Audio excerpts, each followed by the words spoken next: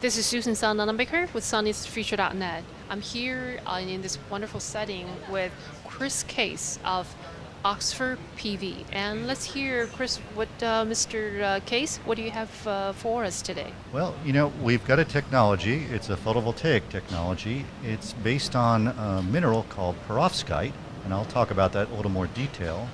But the company's a spin-out from Oxford University, and it's from about 2009 to commercialize this technology.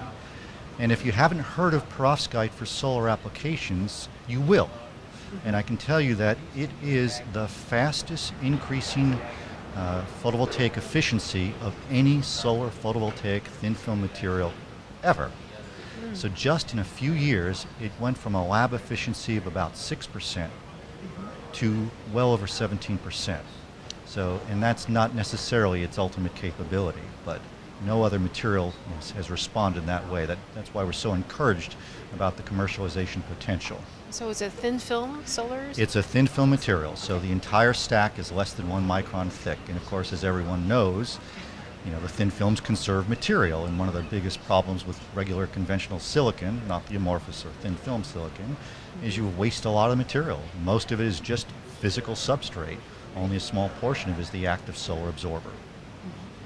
And also, where do you foresee the application? How is it going to be applied? The company's initial view for its market was to create semi-transparent coatings that would go on building glass. And so this would become a photovoltaic power generating piece of glass for generally commercial large buildings.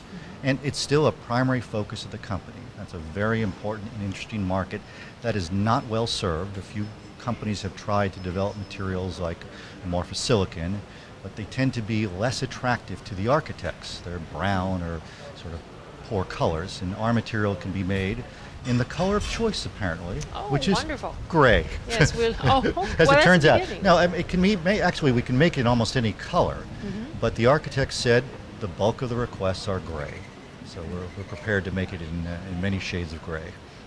Very good. And also, can this be applied on the windows, for example? Right. Well, it would be applied to the inside of the glazing that go onto the buildings. So, and then sealed up in a regular conventional glazing unit, and powered up in connectors and standard grid connections as you might want to do them.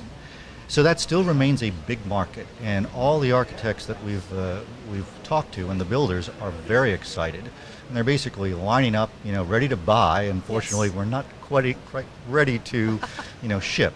Right? But we've also identified a new product, sort of a new concept, and it's new for the application of the perovskite. It's not fundamentally a new concept. It's to build a tandem solar cell. So the tandem architecture is where you stack more than one solar cell junction on top of each other, and the idea is to optimize which portion of the solar spectrum each cell can absorb. And so if you go back to the theory of tandem solar cells, an infinite stack of junctions could be, I think, 88% efficient.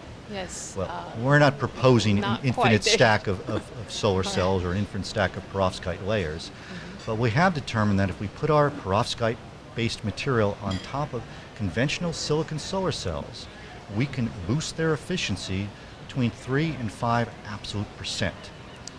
So for example, let's see, what's the record cell today that was announced? There was a record cell that was announced today, 21.7% on 156 millimeter by 156 millimeter. Outstanding performance. We could boost that to, let's say, 23 or 24% with this perovskite-based coating. Now, why perovskite? What can you tell us in the name? name? Let's explain where it comes from. So perovskite is a mineral. It was discovered back in 1839, so it's not a new mineral. It's based on calcium titanate, so calcium, titanium, and oxygen.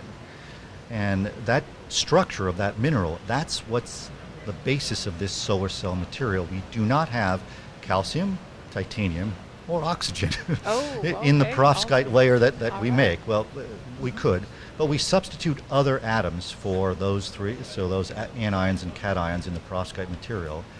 And you can tailor the electronic properties of this material very carefully. So we have the ability to tailor the band gap from perhaps 1.4 to as much as 2.5 electron volts.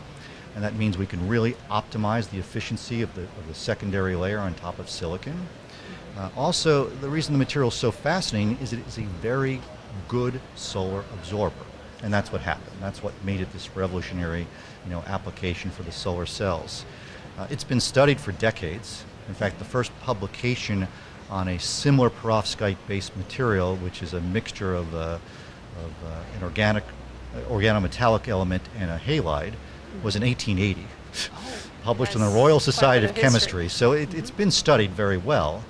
But in the 70s, I think it was IBM, Dave Mitzi, first identified its potential interesting electronic applications. And they were studying it for potential gate and other sort of transistor applications at IBM Research for quite a few years. But it was really this sort of identification of Professor Henry Snaith at Oxford University that it could be made in this planar form, so applied in a very thin layer on just over a few other materials, in this case titanium oxide, and be used as a solar absorber. Of course, anything that's generally speaking a good electronic material can be turned into a solar cell too, so it's not a surprise necessarily. The surprise is, why did it take so long for people to identify it? It's always the incentive. Yeah. And again, it's just one of those fortuitous, impromptu things, but it's now just surprised the world. And I was at a conference last year called the Hybrid Organometallic Photovoltaic Hybrid Organic, it's HOPV okay. conference, right? And there were 4 papers on perovskites a year ago. In April in Lausanne, Switzerland, something like 200. We might be seeing more of it coming out. So everybody is trying to work on this material. And the good news is we've been working on it for several years, and I think we're first, and we're the ones who are trying to commercialize it. So we're very excited about this opportunity to put the perovskite type layer on top of silicon solar cells and boost their efficiency, because it's a product that can be realized in a shorter time horizon. The building integrated PV product it's just more work. It's larger pieces of glass. You've got to interact with architects and builders, and easier transport and transportation. The frames tend to be different sizes. There's a lot of customization, but we'll get there. We intend to have the building integrated PV, the semi-transparent window glazing, available in 2017. But this tandem turbo boost is an early name for it. Product would be much earlier than that. We're hoping for. Do we foresee the possibility eventually getting even more than just shades of gray? Let's talk about perovskite fundamentally, though. Okay. If the research cells for us are at 17%, there are labs who report 21% non-certified. We believe we can easily bring this material to 25% in a monolithic layer, and as much as 30+% in a perovskite tandem layer, so perovskite on perovskite. That means this would exceed any other photovoltaic material, perhaps other than like gallium arsenide. And I envision a future, and I hate to make such bold claims, where this becomes the replacement for silicon.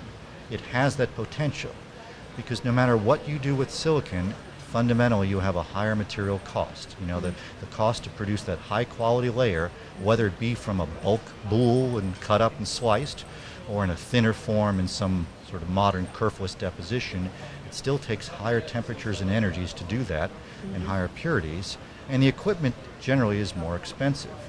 This is produced, all solution processed, by materials that are very inexpensive. I mean, in lab scale quantities, less than 20 cents a watt. And the temperatures do not exceed 150 degrees C during the processing, and it's done by the equivalent of spray deposition. So it's hard for me to ever believe that someone, fabricating silicon solar cells of any form can compete with the capex, the low capex of a spray deposition line. So I'm very encouraged that, targeting 25% with low materials cost and high efficiency will, deliver the solar material of the future. Whoa, we're looking forward to seeing it everywhere, basically. And everywhere. It's the long-term goal, and it's we're staging in these 2 steps: the tandem process on existing silicon, and then the building integrated PV next, and then finally monolithic, large area, 25%. Now tell our viewers if there's any way, if they have any questions about your products, and or any other specific informations, how can they get in touch with you? Well, you can go to our website, which is, of course, oxfordpv.com, and there's quite a bit of technical information on there, including technical publications of our founder and inventor, Henry Snaith, and others in our team. a description of the structure of the perovskite material and what it looks like, and of course links to the key members of the team. And everyone's welcome to email me, the Chief Technology Officer, and that's just Chris, CHRIS.case, CASE, at oxfordpv.com. Well, thank you very much, Mr. Case. And signing off, Susan Sun Nunamaker with sunisthefuture.net.